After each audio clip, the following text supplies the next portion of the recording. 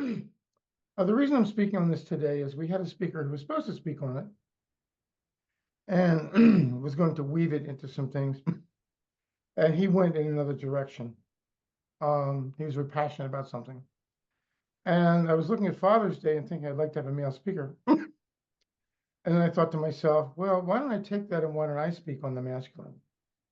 Uh, one could say, why aren't you speaking about fathers?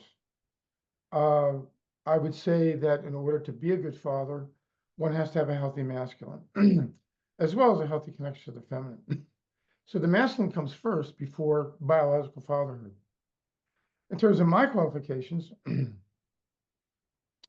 I've been involved with men's groups. I was involved with a men's group for 25 years. We went very deep with one another. It wasn't just how are you, what are the sports about, all that stuff. We went very, very deep with each other. I went to 4 or 5 men's conferences in Bernathen and presented at one of them. I knew Robert Bly personally.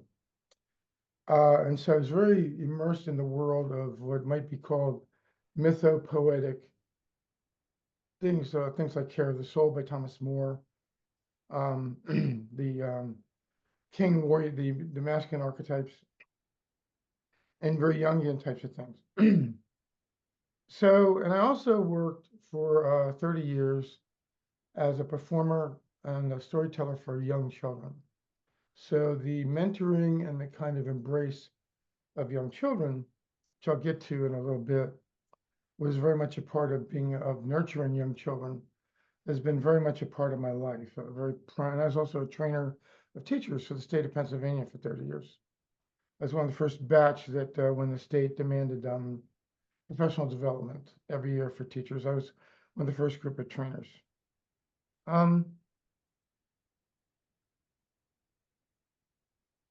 So the first thing I want to say, and this is where a lot of people get very confused, masculine and feminine is not about gender. It's an archetypal energies within. It's not male and female. So masculine is not only attributed to men and feminine to women. Both sexes, both genders, have masculine and feminine sides. And women can have an exceptionally strong masculine in a healthy way. One of the strongest masculines that I see as healthy in our history in the last 100 years was the women's suffragette movement, which demanded the right for women to vote. It exhibited enormous the masculine side tendencies of organization, assertiveness, discipline, extension into the world. These were things that women can use their masculine side as men can use their feminine side. And I thought that was one. There are many, many examples I could give. I'm not going to use. I'm going to try to stay away from contemporary examples. One of the things we talk about a lot in New Age circles is a time of the return of the feminine. And I absolutely agree that the feminine in the world has been shut out horribly, that women have been oppressed, that feminine energy. However, buried underneath that is that there's no discussion, at least in America, of what a healthy masculine is. There's no discussion. And one of the things we see, for example, in movies, is the primary of conflict resolution is the vigilante warrior who single-handedly defeats all the bad guys through excessive violence. And that is seen as masculine. And so there's no room. Even I would say the women's movement gave structure and ability for women to define the feminine and to exhibit their masculine side. But for men, it's not been the case. There's a great shame in men about expressing feelings, and being part of their feminine side. And so it's a buried discussion. And I think that one is needed to be had. That's one of the reasons why I wanted to talk today. If we look at Merriam-Webster and you look up masculine, this is what you get. Synonyms for masculine: virile, mannish, man-sized, macho, hypermasculine, manlike, man-sized, tomboyish, butch, boyish, hairy-chested. So what is missing from this? This is very much how the society sees masculinity. Dominance, control, even the use of violence. What is missing is extension into the world, action, organization, responsibility, accountability, assertion. Now, from an archetypal point of view, these are attributed to the masculine. And the feminine is receptive, embracing. The feminine side tends to deal with more about self-value, self-nurturing, embrace, welcoming. The masculine is more about extension, action into the world, structure from this point of view. I want to read what the I Ching is 3,000 years old. I want to read what the I Ching said about the masculine and the feminine. So the first hexagram is Quan, the creative. The creative embodies the active principle in the universe and represents initiating action. The lines in this hexagram refer to the dragon, which is China's honored as a benevolent and powerful creature. The clouds pass, and the rain does its work, and all individual beings flow into their forms. Quan is made up of all yang signs, showing potential and beginnings, where action is necessary to manifest the energy. Quan coaches you to take responsibility, become empowered in a current situation. Nothing here about violence. You will notice that the word protection is not, I'm not associating with the masculine, and I'm not associating power, because the feminine, in the Greek myth of when Zeus was born, his father was swallowing all his children, Cronus, who was out of control. Talk about unhealthy masculine. And Rhea, his mother, hid him away to protect him. And if you look in the animal kingdom, the female of the species have fierce protective instincts. So I do not think it's appropriate to assign protection to the masculine, and I don't think it's appropriate to assign power to the masculine, because the feminine has its own power. So I left those out. So we go to 2, the receptive, which is the feminine. Great receptivity attracts great gifts and great blessings. A natural responsiveness attracts success through support and perseverance rather than bold action. Thus, a wide person demonstrates strength like a powerful but gentle mare. This auspicious hexagram, consisting of all yin lines, represents the power of the feminine principle, which has not been honored in our modern world. However, such responsibility is much more powerful and healing than we think. Verbs for synonym.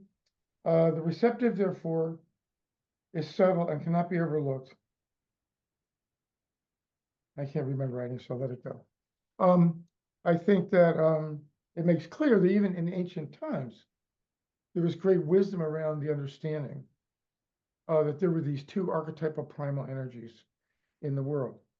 So if we're going to talk about a healthy masculine, we have to start to identify what is it? What does it look like? And the first thing I would say about the healthy masculine is it has to have a respect for, an honoring, and a union with its own feminine.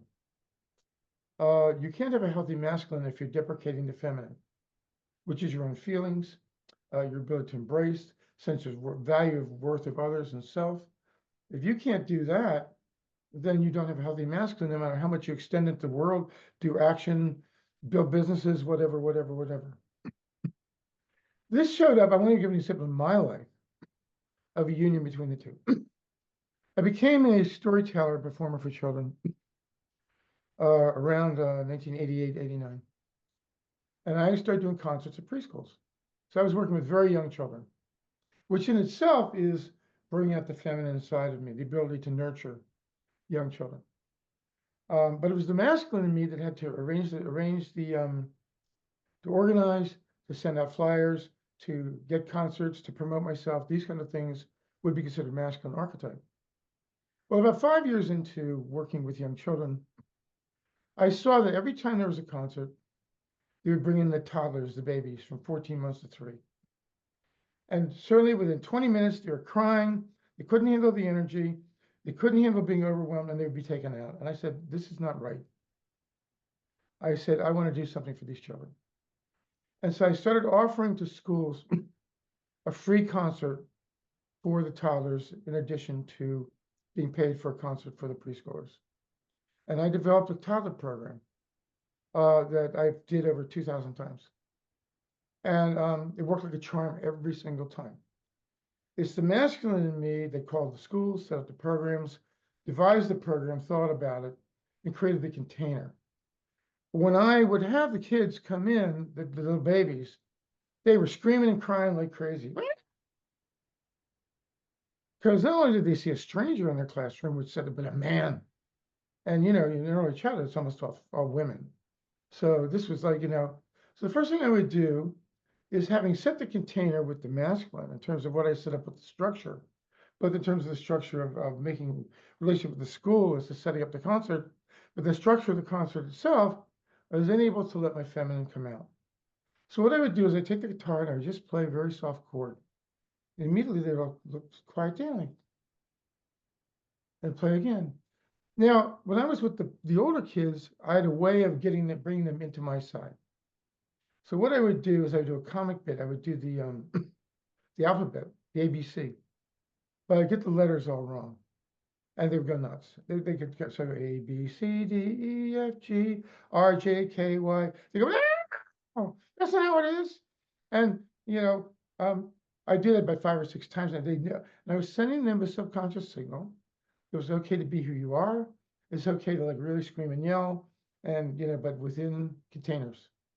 And it worked like a charm. I couldn't do that with toddlers. They don't know what the ABCs are. They wouldn't get the joke. I had to find a different way in. What I decided to do was I played a couple of songs I could really relate to. Start off with Twinkle, Twinkle, Little Star, Ba Ba Black Sheep, maybe You Are My Sunshine. Get them warmed up, get them used to my energy. This is very feminine. And then I sang the Wheels on the Bus. And they all knew the Wheels on the Bus, and so they're doing this, and they're doing this, and then, all this stuff. At the end, I said, and the grandpas on the bus go, and I'd fall asleep. And at first, I didn't know what to think. And I'd wake up and go, oh, was I sleeping? And they go, a little tittering. I said, can I finish the song? Then I do it again, I fall asleep again. And now they're starting to get it. Wake up, wake up, wake up, wake up. Oh, was I sleeping? You were sleeping. By the time I did the 5th time, they were all yelling and screaming. And they were all laughing. So what I did, I cared enough, the feminine me cared enough about those young kids. I couldn't stand to see that they were not getting seen, heard, being made visible. And therefore, I really wanted to take care of them. The masculine in me set it all up and created the structure. Within the structure, the feminine could come out and envelop and embrace the children and draw them in the softness of valuing them, of hearing them, of letting them see. So this was like a way in which you see a union of the masculine and the feminine, where the masculine not only honors the feminine, but makes room for it. And when you see really good fathers, when you really see really good male leaders, they have a union of someone like Martin Luther King, exceptionally strong masculine, planning, perseverance, determination, assertiveness, organization, structure, very firm in what they did. But it was all based out of deep caring of human rights, of caring about individuals, caring about oppression, and wanting to do something about it. So Martin Luther King had a marriage between his masculine and feminine. Unfortunately, with too many of our male leaders today in business, in religion, and in politics, you have not only an unhealthy masculine, which is called a toxic masculine, but you also do not have, either you have no feminine, no relationship to the feminine, or you have no feminine at all. I grew up in a family, unfortunately, that crippled my masculine. because both parents were almost all, they had an investment in not seeing my masculine independence grow for their own subconscious, unconscious reasons. So it took me a very, very, very long time in stages, to slowly regain, and so I'm still in process. I was at a period in my time, I could only work with the very young children. I could not work with older children. It felt too threatening. The masculine in me was not present enough to handle the greater energy of older children. I eventually got over that and did fantastic with older kids. I did a concert up here at Turk Elementary. I had 250 kids, fifth and sixth graders, and I did a 45-minute long concert where I did a 20-minute long version of when Bilbo found the ring from The Hobbit as a responsiveness, where I would do the riddles and they would have to try to, and they couldn't believe it. And they wrote me the greatest recommendation I ever had. They said, the time of year was hot, you had them in the palm of your hand. We couldn't believe how rapt their attention was. So I developed a very strong masculine, but I still wasn't able to work with adults. It threatened me too much because of the crippled masculine. And I remember I was struggling with this, and it was in my dreams a lot. And I talked to one psychic in this area. It was Elizabeth Joyce, and she said it's going to take you another 2 years before you come. So this is really an example of how difficult it can be when we have been so dissociated from either the feminine or the masculine we're an instant society, and it doesn't work that way. It can take tremendous amounts of work and dedication to bring these things back into balance. Excuse me, I need to look at my notes here for a second. So did the website. Okay.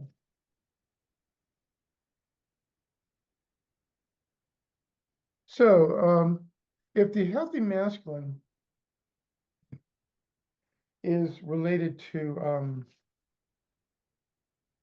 has a healthy relationship with its inner feminine, one of the things that kind of incorporates healthy masculine is Robert Moore. Robert Moore wrote a seminal book called King, Lover, Warrior, Magician, the 4 male archetypes. In actuality, there are archetypes for females also.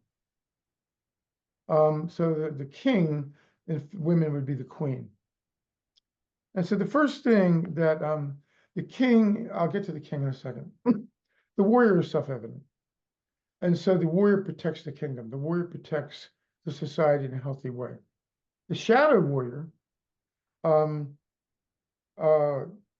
serves the tyrant king, or the shadow. And so the ice agents that we see now, in terms of what some people think are going on, would be shadow warriors, where you're not honoring the respect of other people. The lover is the artist, and the magician is the spiritual alchemist, the metaphysician, or the scientist. The king is the central, or the queen is the central energy that holds the self together. And if one has a strong king or queen, one will have a strong masculine. It's essential. And what's interesting in America, I remember Robert Bly said this, is America struggles with king energy because it was founded with the overthrowing of a king. And he said that it's very, very difficult. You have a tremendous anti-authority strain in this country, which therefore shows up with lack of king energy, which is structural. So here's some of the things that Robert Moore talked about the king energy. The first is it's generative and creative.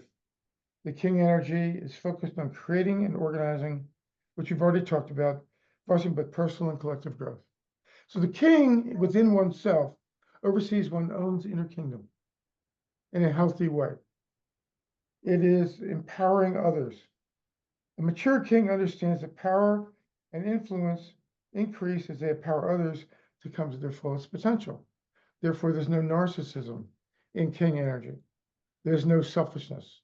You would not see what we saw in the 70s, the 60s of companies dumping toxic waste into rivers, no king energy whatsoever. We'll do what we want, when we want, where we want, and for our own greed and selfish gain, and to heck with anybody else.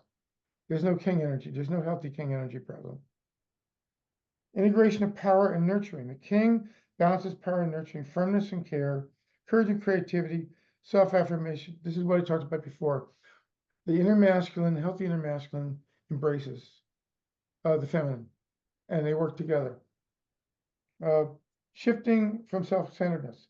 The king transitions from centered divine child state to benevolent monarch who directs his influence outward for the good of the realm.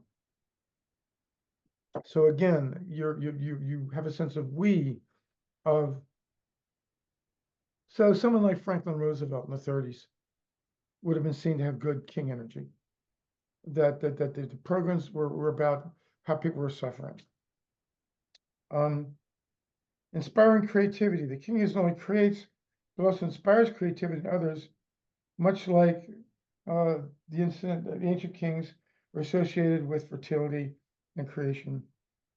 And potential for shadow sides.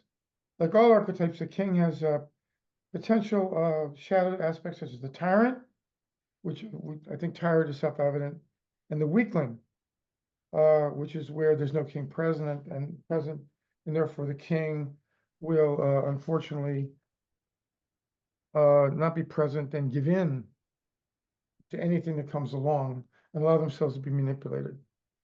So if these are what we see in society, I know that there are, I need to look at my, for a second.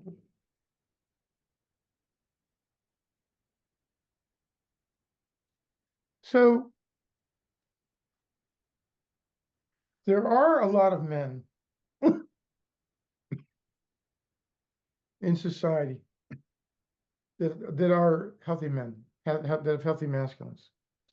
There are a lot of them, but they don't get visibility. And deep within this culture is a shame around healthy masculinity, especially as it relates to connecting with the inner feminine. The media is partly to blame in this, but we create the media by what we want to hear. We want to see sensationalized violence. We want to see certain things. I would say the media right now, in terms of these archetypes, is acting as shadow warrior in the servant of the tyrant king. And I don't mean the tyrant king as an individual. I don't want to be blaming any one individual. I'm talking about that the tyrant king is an energy in society that's present primarily, as I said, in business, in religion, in politics, in almost all facets, particularly where they're male dominated. Tyrant king energy is very prevalent in this culture, and the media emboldens it. So the media then acts as shadow warrior. So we have a situation where the positive, healthy male and masculine energy is not heightened, is not seen as a role model. And therefore, Robert Bly wrote a seminal book called Iron John. I recommend everybody read it. He said men came out of the 60s in horror at what the masculine had done in Vietnam. And therefore, they rejected their masculine. But this wasn't good because then they became very soft. And they embraced the feminine, but they didn't have a strong masculine. So to reject the masculine is not the solution, because you have to have both. A bird cannot fly with only one wing. It's said about that the return of the feminine is important, yes, but if there's no healthy masculine, the feminine is not going to succeed. And so as men became soft and pliant, and the women didn't like it. Women want to have a healthy masculine within themselves. They want men to have a healthy masculine. So we have a kind of rejection of the masculine because of the toxic masculine that has been so prevalent in society. And we don't see any heightened role models. We don't see it in film. I think one TV show that showed very healthy masculine was This Is Us. One of the few TV shows that didn't deal with violence and secret agents doing this or fighting world. Everybody wants to dominate Earth. Someone once said, why not Hackensack? You know? This Is Us, Jack had an incredibly healthy masculine. and he was united with his feminine, the father in this series. And I think the Justin Hartley character, he struggled with his masculine, but the I forget his name, Sterling Brown, the black adopted son, had a very strong masculine, along with his feminine. That show really showcased what a healthy masculine could look like. What's interesting on TV a lot is that you see men portrayed as weak masculine. That they're all these comedy shows, the men are led around by the women, and the women, so therefore the men have weak masculines. There's a struggle in society. What does it look like? And you don't see it. Media is a reflection that the portrayal that's very hard to find. Where's a healthy masculine? It's very, very rare. Game of Thrones certainly didn't have it. So it was the biggest hit of all, one of the biggest hits of all time. But Breaking Bad didn't have it. So this is reflective of the situation we're in, and that's one of the reasons I wanted to talk about it today. I think that our community needs to strengthen its masculine. It's a longer discussion I have. It's not appropriate to really get into depth with it here, but I think that we as a community need to look at what the healthy masculine is and where are we strong and where are we weak in our masculine. Certainly by having survived the death of our founder and by strengthening ourselves, that shows somewhat of a healthy masculine. The circle is effusive with feminine energy. It's one of the strongest feminines, probably in the entire Delaware Valley region. I think the masculine could be strengthened. My imploring of this group, and one of the things I want to do is start talking on podcasts about this if I can, is to start to help raise. I've seen a few articles here and there. We have to start thinking in terms of what about the masculine? We have to start thinking about and promoting and talking about and looking for ourselves. Because for women, also you have to look within yourself. Where's your? I want to talk about today. I think I've given you a little bit of an overview of what it's about, and I think for fathers, we hope that all fathers have healthy masculines. Thank you.